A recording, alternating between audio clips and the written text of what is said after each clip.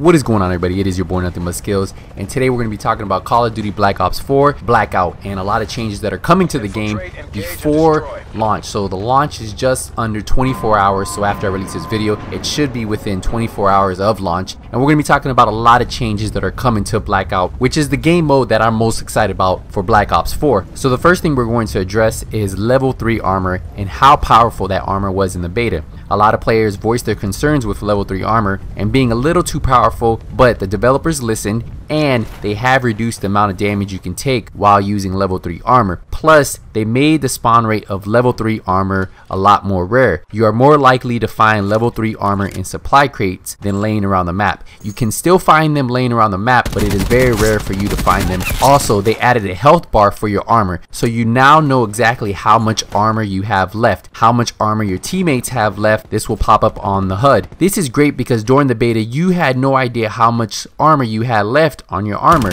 You would just pick up an armor and swap it out as soon as you found one in front of you. Now knowing how much armor you have, this can be very crucial, especially in squads. Say one of your player has a lot less armor than you and there's only one armor on the ground. Well, you're gonna let your friend get that instead of you getting it.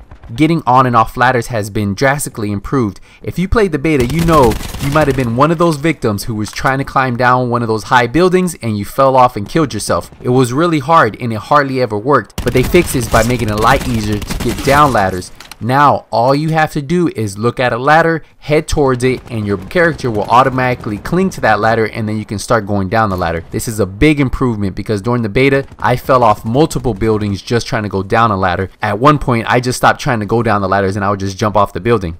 They added one new stat on the top right hand corner alongside your kills, spectators, and players left. Now they will also show cleanups. What are cleanups? Well, cleanups are when you knock down somebody. So say if I'm shooting somebody and I knock them down, that's going to pop up on the kill feed. It'll show that I knocked them down. Now if my player goes over there and kills him while he's in a knockdown state, he gets a cleanup point and I'll get the kill. So the person who knocks him down will get the kill, and the person who kills him while he's in a knockdown state will get the cleanup. So both players will get some type of reward for helping each other out. So say if you guys are focusing one guy drops him, the other guy finishes him off, well, you get a kill and you get a cleanup. And that is a really cool stat for a lot of us tryhards who like having extra stats up there to know, okay, you know what, I did knock him down with a sniper shot and my teammate just finished him off. They made the revive system of your teammates take twice as long, but the character when in a down state moves twice as fast. During the beta, if you remember, when you were in a down state you could barely move around, and it sucks because even if there was a rock behind you, you could barely get to it because your character moves so slow. So they increased the movement speed when you're in a knockdown state, but they slowed the revive process to kind of even it out. The next thing we're going to talk about is picking up items. They increase the speed of picking up items, so you no longer have to be staring at an item. This will help speed up the looting system and reduce being shot in the back. One change I would like to see is when you are going through a backpack, I wish a menu would pop up and it would just show all the items that are in that menu, and then you could just select it for the console side, because it's really tough going through each item and having to scroll through it versus if when you hit the backpack it just popped every item up on a menu, you selected what you wanted and then you could leave. Another concern from a lot of the players was the muzzle flashes. They said that it would get in the way when you were trying to shoot a player. It would distract you, and they said they didn't want the muzzle flashes to distract your gameplay. They do want to have muzzle flashes in there, especially when you're in a dark room, but they did tone it down a little, so muzzle flashes have been nerfed a little bit so they won't get in your way and distract you when you're trying to kill a player in front of you.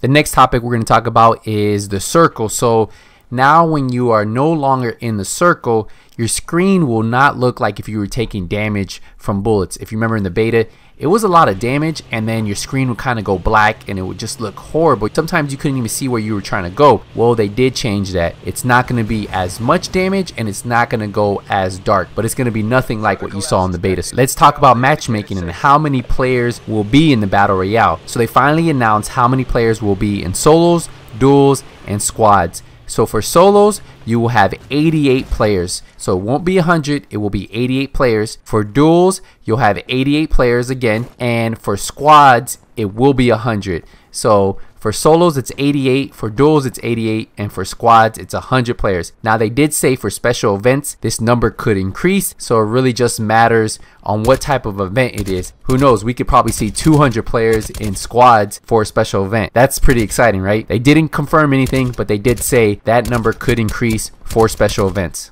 Now the last two things I do want to address is leveling up and the after action report. So leveling up in Blackout is based on merits. You earn merits by getting kills, winning matches, and having top 5 finishes, I believe. Don't quote me on the top 5 finishes, I'm not 100% sure, but depending on where you finish, you will earn merits. You cannot just level up by playing the game. They wanted Blackout to be performance based leveling up by getting kills, winning matches, and then of course top 5 finishes, I believe. Max level is 80, and every 20 levels you unlock a new character from Blackout. So it's a unique character to Blackout, and it's unlocked at level 20. So every 20 levels you can unlock a new Blackout character, which is really cool. This will give players something to grind for. After action reports at the end of these matches, whether you win, you lose, will show you how your teammates performed overall. So you no longer have to ask how many kills your teammates got, how many knockdowns your teammates got. This will all be shown in the after action report. So they did work on the after action report to add more detail on how well you performed during the match.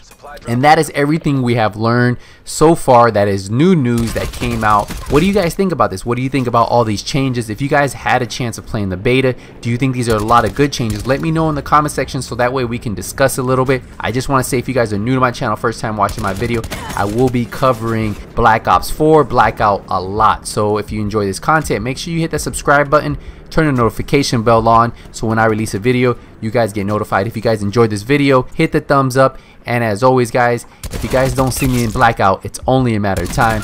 Nothing but skills out.